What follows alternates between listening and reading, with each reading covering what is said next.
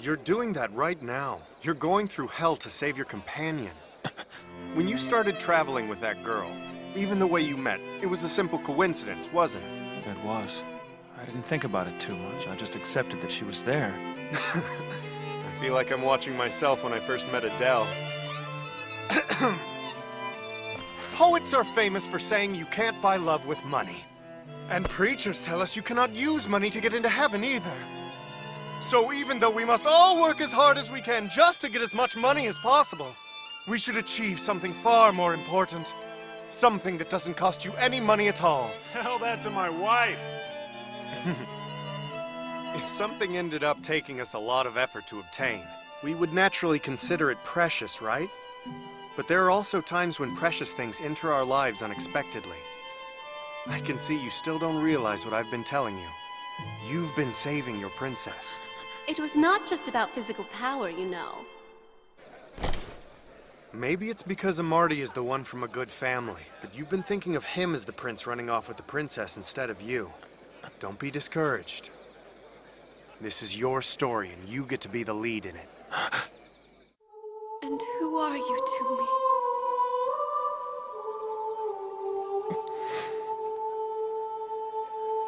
So do you get it now? Tell me, Lawrence, who am I to you?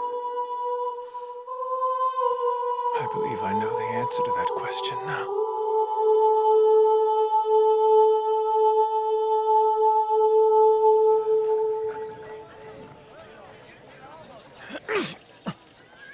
Hello, can I please have your tail?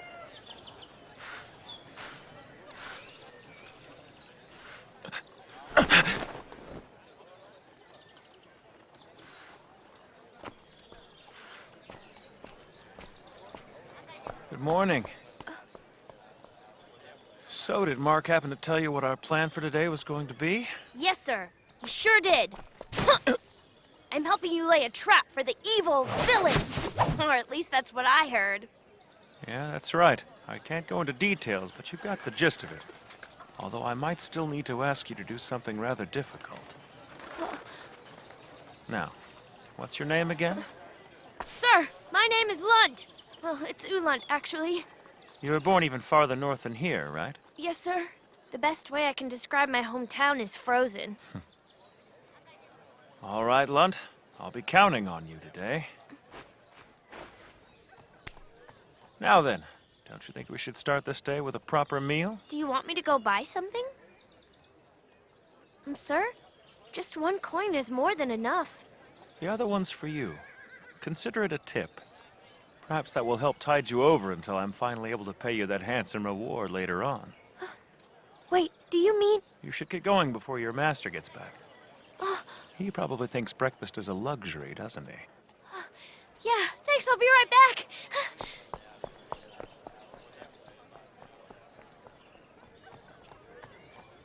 Please don't go spoiling him. You had the power to stop me. I do need to have him here. He'd probably have to stay home if he ended up malnourished. Well, it was a win-win then. True, and I suppose you need him to be healthy as well if you want him to help you today. That's correct. In the meantime, I'll watch the market like a hawk until around noon or so, I think. If it looks like it's rising too much, I'll sell enough pyrite to drop it back down again. There's no telling how all this will turn out. It's possible my fate lies on Lunt's narrow shoulders.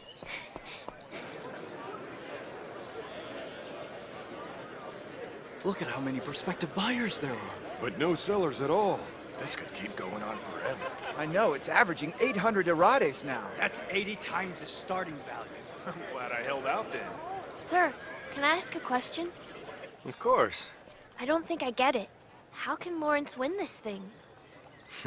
Well, let's think about it for a second. How does an item's value rise? Well, if there's a big demand for people to buy it. Like if there's not enough of it to go around. And how does it drop? I guess the price would drop if there were a lot of that item. Yep, that's pretty much it. But if you want to overheat the market, you'd also need to make sure some of the item is sold. If no one is selling, the only ones who benefit are those who already have the product in stock. Does that make sense? I think it does. Because if some are still selling, it means there are new people who are obtaining the product, which is why the price gets higher and higher. You got it. there's something important to consider here. He's not trying to make a profit. Lawrence's goal is to keep a Marty from profiting, which means that he needs to sell a large quantity of pyrite at exactly the right time, and that in turn will force the price to drop. But if a Marty sells even a second before Lawrence and gets those 1,000 silver coins, Lawrence would be completely out of luck. He has to have the wherewithal to hold back, then make a big move, all while timing it perfectly.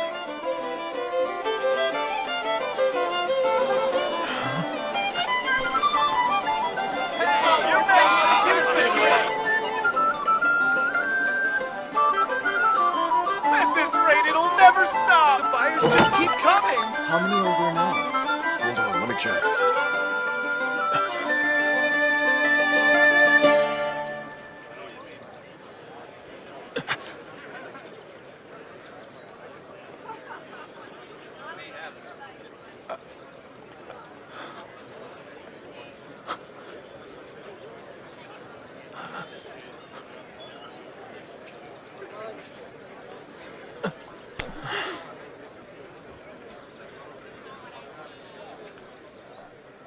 Hello! I hope your morning is going well, Lawrence. Good morning to you, Marty. Once the market bell rings, even more people will be gathering in the square, so I just figured I should give this to you now. What is it? The payment I promised you, of course.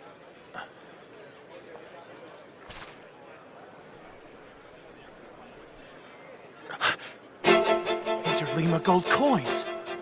Yes, I prepared 14 coins for you at this morning's opening market rate. I do apologize if it seems presumptuous. I was just thinking it might be a little inconvenient for you, carrying around 500 silver coins and all. The exchange rate for this must have cost you quite a bit. Well, I won't say, but you can't put a value on good manners. Oh, I understand. I'm just glad you made the payment on time. And please, go ahead and count them. I will not be offended. Now that that's taken care of, I'd like to take the contract for the 500 silver now. Oh, yes, of course you would. Well, This is perfect.